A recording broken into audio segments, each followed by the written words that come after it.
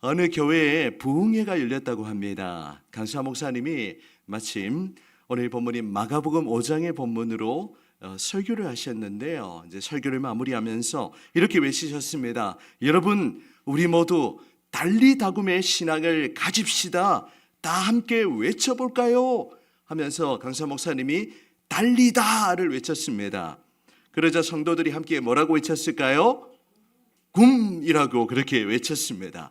그런데 맨 뒤에 졸면서 앉아있던 한 청년이 깜짝 놀라면서 옆 친구에게 이렇게 속삭였습니다. 야, 방금 목사님이 달리다가 굶으라고 하신 거야? 나 오늘 아침도 안 먹었는데?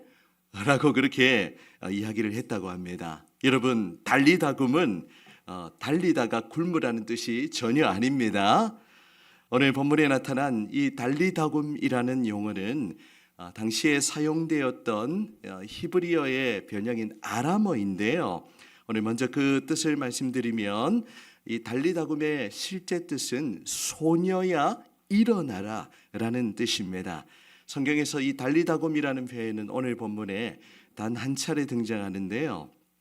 예수님은 죽은 회당장 야이로의 딸을 향하여 달리다굼, 그 뜻이 뭐라고요? 소녀야 일어나라 라고 그렇게 외치십니다.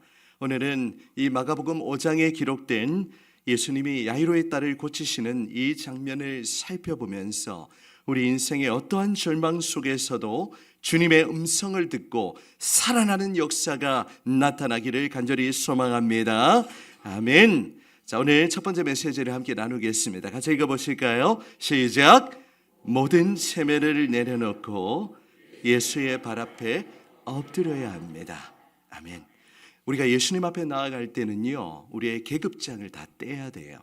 사회적인 지위와 또 우리의 모든 가지고 있던 그런 생각들, 가치관들을 다 깨트리고 주님 앞에 우리는 겸손하게 엎드려야 하는 것입니다. 자, 오늘 본문의 이야기로 들어가 보면 예수님은 귀신 들린 사람을 고치시고는 이제 그 바로 앞선 본문이 이 귀신 들린 사람의 이야기입니다. 이 귀신 들린 자를 고치시고는 배를 타시고 다시 맞은편으로 건너가셨습니다. 오늘 사실 본문이 21절부터 시작되거든요. 여러분 한 장을 앞으로 넘겨보시면 21절부터 오늘 본문의 이야기가 나타나고 있는데 예수님이 배를 타시고 이제 맞은편으로 건너가시게 됩니다. 평행 본문인 누가복음 8장에도 보면 이 기사가 기록되어 있는데 예수님이 다시 돌아오시자 무리가 환영했다는 그런 내용이 첨부되어 있습니다. 이제 모두가 이제 예수에 대한 소문을 듣고 예수님이 가는 곳마다 완전히 슈퍼스타가 되셨어요. 가는 곳곳마다 사람들이 몰려오는 겁니다. 예수님의 오심을 이제 보고는 사람들이 다시금 큰 무리가 예수님께로 모이고 있는 것을 21절에 기록하고 있죠. 그런데 그 순간 한 사람이 예수의 발 앞에 납작 엎드리고 있는 그 내용을 기록하고 있습니다. 22절을 한번 보시면요. 회당장 중에 하나인 야이로라 하는 이가 와서 예수를 보고 발 앞에 엎드려 라고 그렇게 기록을 하고 있습니다. 여러분, 바로 회당장 중에 한 사람인 야이로라는 인물이 예수의 발 앞에 지금 엎드리고 있는 것이죠. 여러분, 야이로가 누구일까요? 야이로가 누구일까요? 예, 회당장, 성경에 나와 있으니까 여러 회당장 중에 한 사람이라고 기록하고 있죠. 이 야이로는 가버나움의 회당장 중에 한 사람이었는데 율법주의자인 바리새파였고 또 예수를 배척하고 죽이려고 했던 사람들 중에 그것도 지도자의 역할을 했던 인물입니다. 그런데 이 회당장 야이로가 사람들의 시선에는 아랑곳하지 않고 예수의 발 앞에 그렇게 엎드리고 있는 그런 사건을 기록하고 있죠. 무슨 일이 일어난 걸까요? 무슨 일이 일어났죠? 야이로에게 사랑하는 딸이 하나 있었는데 그 사랑하는 딸이 지금 죽어가고 있는 겁니다. 그의 마음이 얼마나 절박했겠습니까? 그는 사랑하는 딸을 살리기 위해서 이 예수님의 발 앞에 엎드리고 있는 것이죠. 그는 예수님께 간절한 마음으로 부르짖었습니다. 우리 23절 한번 보실까요? 우리가 야이로라고 생각하고 야이로의 마음으로 23절을 같이 한번 읽어보겠습니다. 시작. 간곡히 구하여 이르되 내 어린 딸이 죽게 되었사오니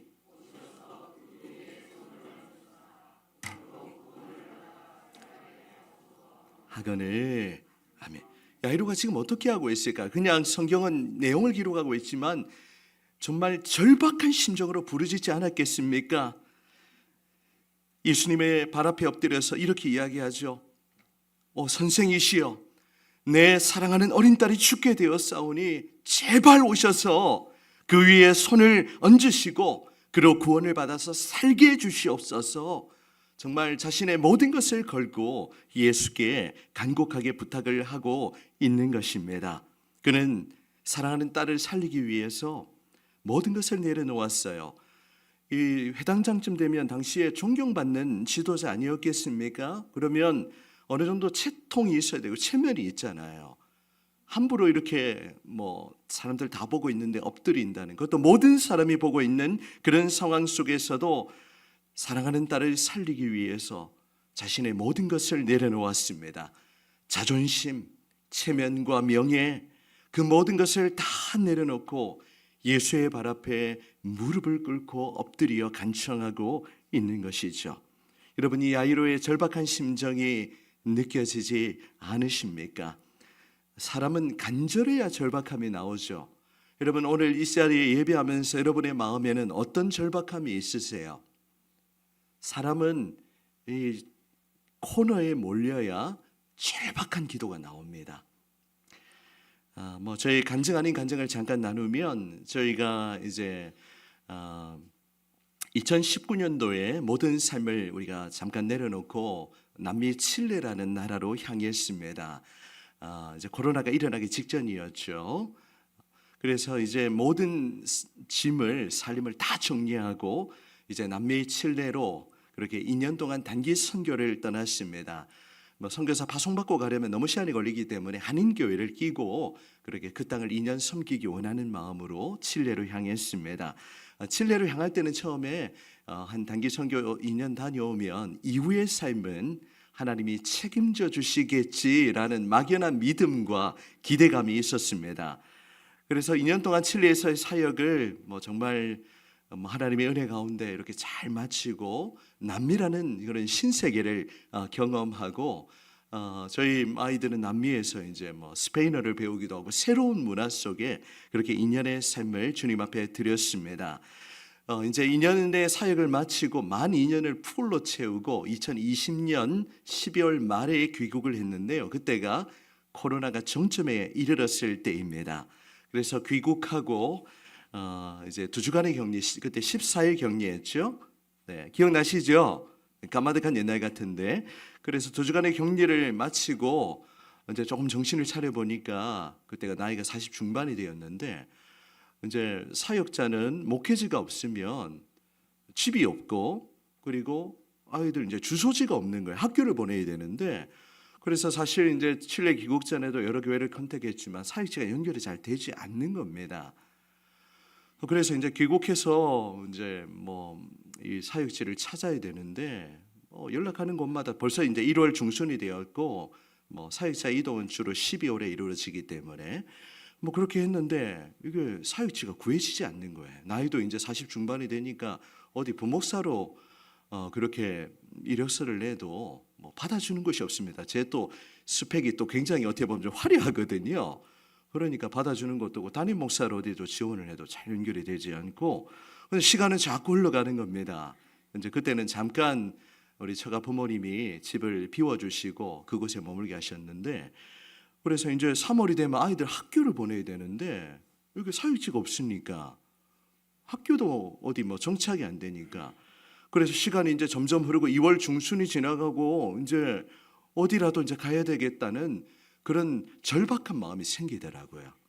그래서 이제는 그 전에 눈이 높아가지고 웬만한 데는 가지도 않았는데, 이제 코너에 몰리고 절박해지니까 이제는 하나님 어디든지 가겠습니다. 막 그렇게 이제 뭐 기도하면서 절박한 마음으로 주님 앞에 엎드렸다는 거예요. 그래서 연결된 사역지가 어디냐면 제가 우리 교회 부임하기에 있던 직전에 있었던 부산의 환희교회였습니다. 여러분, 무엇을 말씀드리려고 하냐면 코너에 몰리면 마음이 절박해져요. 우리가 하나님 앞에 예배하는 이 순간은 하나님 앞에 우리의 모든 삶을 맡겨드리는 시간입니다. 우리 안에 간절한 마음으로 우리의 체면과 우리의 자존심과 그 모든 것을 내려놓는 시간이 바로 이 예배의 자리인 거예요. 우리 모두가 이런 절박함을 가지고 주님 앞에 나아가기를 원합니다. 주님 앞에서는 우리의 직분, 우리의 또 가지고 있는 여러 가지 생각들 다 중요하지 않아요. 우리 키에르케고르, 발음이 잘 되지 않는데 키에르케고르라는 그런 철학자가 남긴 말처럼 우리 모두는 신 앞에 선 단독자로 하나님 앞에 서야 합니다. 하나님 앞에 1대1로 지금 예배하는 거예요. 우리가 주님 앞에 나아갈 때는 이런 절박한 마음이 있어야 되죠. 야레율의 고백처럼 주님이 그 위에 손을 얹으시고 그로 구원을 받아 살게 하소서라는 그런 절박한 심령으로 주님 앞에 나아가야 하는 줄 믿습니다. 여러분, 우리 교회가 주님을 향한 이런 목마름, 간절함, 절박함이 우리에게 있기를 원합니다. 우리의 삶의 무게가 우리를 짓누를 때도 있지만 주님 앞에 그 모든 것들을 다 내려놓아야 하는 것입니다. 예수님께 나아갈 때 우리의 생각을 깨트려야 돼요.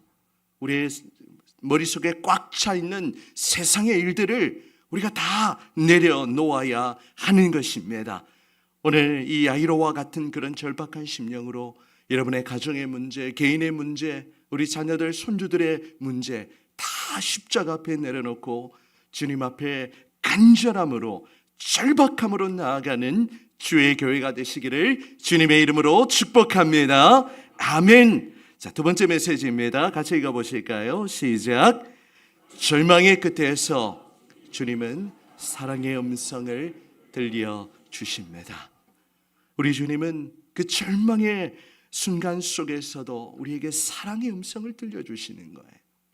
우리는 그 음성을 듣기를 원합니다. 야이로의 이런 간절한 청을 들은 예수님은 야이로의 집으로 향하기 시작합니다. 그런데 문제가 생겼어요. 예수님이 야이로를 따라가시니까 많은 사람들, 큰 무리가 예수님을 애워싸고 그렇게 시간을 지체하도록 만들었던 겁니다. 그런데 엎친 데 덮친 격으로 그 순간에 한 여인이 예수의 옷에 손을 대는 사건이 또 한 가지 기록되어 있어요. 25절 보시면요, 12회를 혈루증으로 알아온 한 여자가 있어 이 여인이 27절 보시면 예수의 소문을 듣고 무리 가운데 끼어 뒤로 와서 그의 옷에 손을 대고 있는 그런 사건이 기록되어 있습니다. 야이로의 집으로 가야 하는데 한 여인이 예수님 앞에 또 어떻게 보면 더 간절하게 더 절박한 심정으로 그렇게 예수님의 옷자락을 만지고 있는 거예요. 예수님은 그 여인을 외면하지 않으셨습니다. 한 영혼을 포기하지 않으셨어요. 여러분, 예수님은 여러분을 절대 포기하시지 않는 줄 믿습니다. 주님 앞에 나오는 이런 절박한 마음으로 나오는 한 영혼 한 영혼 외면하지 않으세요. 그 영혼을 주님이 돌보아 주십니다. 이 시간 여러분이 어떤 마음으로 나왔든지 간에 상관없이 우리 주님이 여러분을 변함없는 모습으로 사랑하시고 여러분을 고쳐주시기를 원하시는 겁니다. 예수님은 이 혈루증으로 그렇게 평생을 고생한 이 여인을 향하여 이렇게 말씀하시죠. 이 내용은 오늘 본문이 아니기 때문에 우리가 다 살펴보진 않고요. 34절에 보시면, 자, 여러분 성경을 보시면서 예수님의 이 빨간색 글씨 말씀을 함께 읽어보겠습니다. 따라 시작. 따라 내 믿음이 너를 구원하였으니 평안히 가라. 내 병에서 놓여 건강할지어다. 아멘. 우리 주님의 이 음성을 듣는 여러분이 되시기를 바랍니다. 여러분, 우리의 삶에 어떤 문제라도 그분은 능력의 하나님이시기 때문에 해결하지 못할 일들이 없는 거예요. 여러 가지 관계의 문제, 또 여러 가지 육신의 문제, 모든 삶의 문제를 주님 앞에 맡겨 드리시기를 바랍니다. 자, 그런데 이제 회당장 야이로의 입장에서는 이 사건이 있을 때 마음이 어땠을까요? 지금 사랑하는 딸한테 빨리 가야 되는데 이 여인이 지금 시간을 지체하게 만드는 거예요. 오늘 성경이 뭐 다 기록하고 있지 않지만 아마 그의 마음이 불붙듯이 그냥 막 타올랐을 것입니다. 아마 마음속에 이렇게 생각했을지도 모르겠어요. 예수님 참 속도 넓으시지 하면서 빨리 내 딸 고쳐주셔야 되는데 지금 왜 이 여인한테 그렇게 마음을 쓰시는 겁니까? 하고 오히려 그런 생각을 하지 않았을까 제가 생각해 보았습니다. 그런데 그 찰나에 야이로 집에 하인들이 달려와서 도무지 믿고 싶지 않은 비보를 전해 주었습니다. 35절 중반절을 보시면 회당장에게 그들이 이르되 어떻게 이야기하죠? 당신의 딸이 죽었나이다. 어찌하여 선생을 더 괴롭게 하나이까? 너무나 안타깝게도 야이로의 딸이 죽었다는 그 소식을 전해 주었던 것입니다. 그 소식을 듣고 야이로의 마음이 어땠을까요? 여러분 어땠을까요? 하늘이 무너지는 느낌을 받았을 겁니다. 우리 자녀를 잃은 그 부모의 마음은 겪어보지 않은 사람은 헤아리지 못할 겁니다. 우리 중에 여러분 알고 계시죠? 우리 이장로님이 그런 아픔을 겪으셨어요. 그 아픔은 우리가 쉽게 헤아릴 수 없을 겁니다. 최근에 우리 새벽기도 나오시는 우리 타교의 권사님 한 분 계시는데 우리 권사님의 일은 아니고 그 권사님이 섬기시는 교회에 22살 된 여청년이 있었는데 이제 재수를 하고 대학도 합격을 했는데 이 젊은 우리 여청년이 자살을 시도했다고 합니다. 최근에 있었던 일입니다. 그래서 거의 죽을 뻔했는데 이제 구사일생으로 지금 이제 무슨 상태라고 그러죠? 코마 상태라고 합니까? 이거 어떻게 표현하죠? 지금 그런 상태 지금 놓여 있는 거예요. 그 교회 난리 났습니다 지금. 그래서 지금 이 사랑하는 딸을 살리기 위해서 그의 부모들은 지금 뭐 벌써 지금 한 4주 정도 지나가고 있는데 이게 병원비가 뭐 어마어마하게 나오는 것 같아요. 이제 호흡기 의식이 없으니까. 그래서 지금 뭐 집을 팔고 이 딸 살리려고 지금 이제 끝까지 가겠다고 그렇게 이야기를 합니다. 주변에서 볼 때는 이제 가망이 없다는 걸 알면 이렇게 뭐 장기 기증이라도 하고 그렇게 보낼 텐데 그거 안 하고 부모는 끝까지 살리겠다는 거예요. 그게 부모의 마음 아닐까요? 그게 부모의 마음입니다. 야이로의 마음도 그와 같았을 거예요.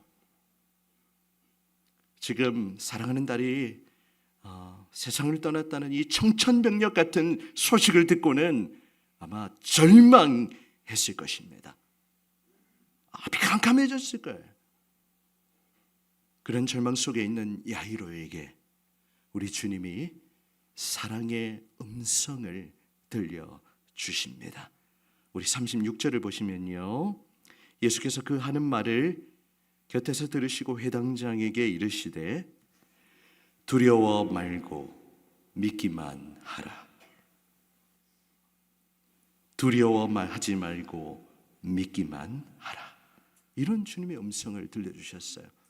여러분 생뚱맞지 않습니까? 사랑하는 딸을 잃었는데 두려워하지 말고 믿기만 하라니 무슨 뚱딴지 같은 그런 말씀을 하시는 겁니까?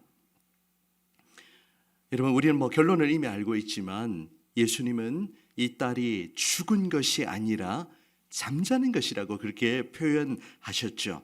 여러분 예수님은 우리의 절망의 끝자락에서도 이런 주님의 음성을 들려주시는 거예요. 두려워하지 말고 믿기만 하라는 그 음성을 이 시간 저와 여러분에게 들려주시는 줄 믿습니다. 여러분 마음에 어떤 절망이 있어요? 어떤 두려움이 있습니까? 우리 삶이 여러 가지 일들로 이렇게 앞이 가로막히고 도무지 길이 보이지 않는 그런 상황에 있는 분들도 계시리라 생각해요. 여러분 그런 상황 속에서도 우리가 주님의 음성을 들을 수 있다면 아무런 그 일들은 문제가 되지 않는 겁니다. 특별히 우리 청소년 학생들 여기 있지만 우리 청소년 학생 또 우리 청년들도 그렇고 앞이 보이지가 않아요. 요즘 뭐 대학 졸업해도 그 여청년이 자살을 결심했던 이유가 대학을 합격했지만 그 이후에 뭐 앞에 길이 보이지 않는 겁니다. 그러니까 절망을 느끼고 그런 안타까운 그런 상황으로 자신을 몰아넣는 것이죠. 여러분, 사람의 힘으로 어찌할 수 없는 그런 삶의 일들 앞에 우리의 마음이 두려워지고 또 우리의 마음속에 그런 절망감이 몰려올 수밖에 없는 것입니다. 하지만 그때에도 우리에게 말씀하시는 그 주님의 음성, 두려워하지 말고 믿기만 하라. 우리 같이 한번 외쳐보실까요? 두려워하지 말고 믿기만 하라. 그렇게 말씀하시는 주님의 음성을 들으시기를 바랍니다. 우리 주님은 사랑의 음성을 들려주세요. 절망의 그 끝자락에 주님의 음성을 들려주시고 우리의 영혼을 살려주시는 분이십니다. 하나님의 말씀을 듣고 살아나는 주의 교회, 우리의 영혼이 되살아나는 그러한 은혜가 있기를 주님의 이름으로 축복합니다. 아멘. 우리 세 번째 메시지입니다. 같이 읽어봅니다. 시작.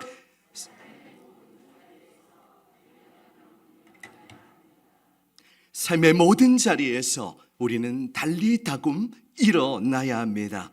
이제 야이로의 딸이 죽었다는 소식을 듣고 예수님은 베드로와 야고보, 요한 딱 이 세 사람만 데리고 이 야이로의 집으로 향하게 됩니다. 다른 사람들은 다 따라오는 것을 물리치시고 이제 이 세 제자를 데리고 야이로의 집으로 향하십니다. 집에 도착하니까 난리가 났어요. 38절 완전히 온 가족이 울고불고 지금 난리가 났습니다. 말 그대로 초상집 분위기이죠.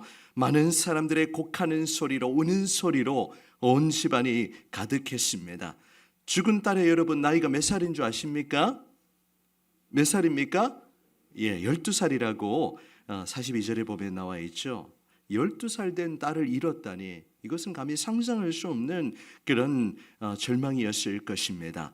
하지만 그런 상황 속에서 예수님은 가족들을 위로하기는커녕 도무지 받아들일 수 없는 그런 말씀을 하세요. 39절을 보십니다. 들어가서 그들에게 이르시되 너희가 어찌하여 떠들며 우느냐.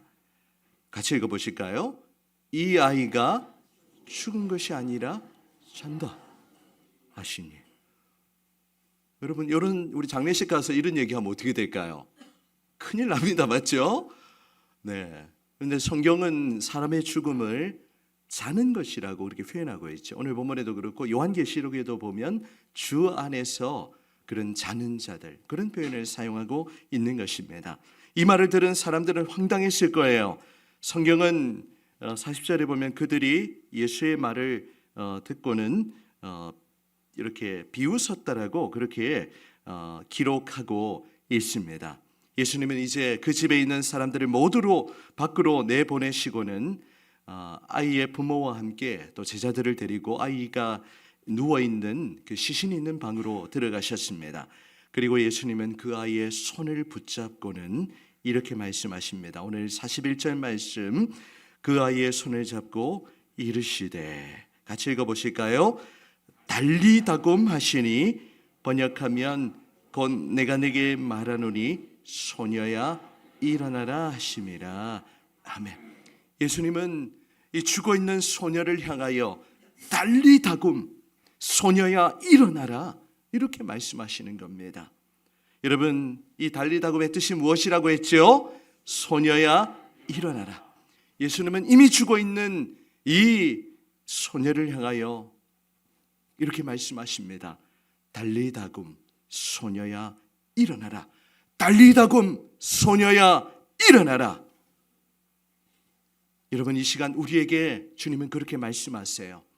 우리의 모든 삶의 자리에서 달리다굼, 일어나라, 그렇게 말씀하십니다. 모든 절망을 깨뜨리고 다시금 주님 앞으로 나오라고 그렇게 말씀하세요. 여러분의 마음속에 있는 여러 가지 힘들고 무거운 마음들을 주님이 다 깨뜨리라고 말씀하십니다. 달리다굼, 일어나라고 말씀하세요. 내가 너를 일으켜주겠다라고 그렇게 말씀하시죠. 예수님의 이 말씀이 선포되었을 때에 놀라운 기적의 역사가 나타나고 있습니다. 42절입니다. 소녀가 곧 일어나서 걸으니 나이가 12살이라 사람들이 곧 크게 놀라고 놀라거늘 아멘. 그림을 보여주시면 아마 이런 광경이었을 것 같아요. 여러분, 죽어있던 소녀가 다시 깨어났어요. 살아났어요. 기적이 일어난 겁니다. 할렐루야. 여러분, 예수님은 죽은 자도 살리시는 생명의 주인이시요 생명의 주관자이신 줄 믿습니다. 우리의 생명이 하나님의 손에 달려 있는 거예요. 우리의 모든 삶이, 우리의 앞날이, 또 우리의 자녀들의 미래가, 우리 청소년 청년들, 여러분의 인생이 하나님의 손에 달려 있는 겁니다. 여러분, 예수님은 우리 인간의 어떤 절망의 자리에서도 우리에게 다시금 달리다금 일어나라, 그렇게 말씀하세요. 그 주님의 음성을 들으시기를 바랍니다. 여러분의 마음속에 있는 그 모든 두려움을 박살내고 다시금 예수의 이름으로 일어나 걸으라 말씀하시는 그 주님의 음성을 들으실 수 있기를 축복합니다. 이 죽은 소녀를 살리신 예수님은 능히 우리를 살리실 수 있습니다. 에스겔 골짜기의 이 마른 뼈와 같은 자들도 주님이 말씀하시면 지극히 큰 군대로 일어나게 되는 거예요. 하나님은 우리 교회를 그렇게 사용하시기를 원하십니다. 여러분, 우리도 이 야이로처럼 깊은 절망감에 빠져 있지만 다시금 우리의 영혼을 그렇게 살리시고 우리의 마음에 영혼에 새로운 그 빛을 비추어 주시며 우리를 지극히 큰 군대로 일으키셔서 하나님의 영광을 선포하기를 원하시는 줄 믿으시기를 축복합니다. 실패와 절망의 자리에서 사랑하는 그 주님의 음성을 듣고 이 소녀와 같이 벌떡 일어나는 저와 여러분이 되시기를 축복합니다. 사랑하는 여러분, 이제 말씀을 맺으려고 합니다. 우리에게도 우리 주님의 음성이 필요합니다. 하나님의 말씀이 필요해요. 특별히 우리는 성경을 통해서 날마다 이 주님의 음성을 들어야 합니다. 말씀이 우리 안에 있으면 우리는 어떤 절망 속에서도 다시 일어날 수가 있는 것입니다. 이 시간 우리 주님께서는 여러분에게 이렇게 외치십니다. 두려워하지 말고 믿기만 하라. 주님은 우리에게 이렇게 말씀하십니다. 달리다금 일어나라. 이 주님의 음성을 듣고 우리의 마음에 믿음을 가지고 더욱 어떤 삶의 자리에서도 우리가 예수의 이름으로 일어나서 각자에게 주어진 모든 삶을 믿음으로 또 마주대하며 또 때로는 어려움 속에서도 그것을 정면 돌파하며 우리 주님의 그 음성으로 여러분의 모든 삶을 그렇게 넉넉히 승리하며 살아가시기를 주님의 이름으로 축원합니다. 아멘.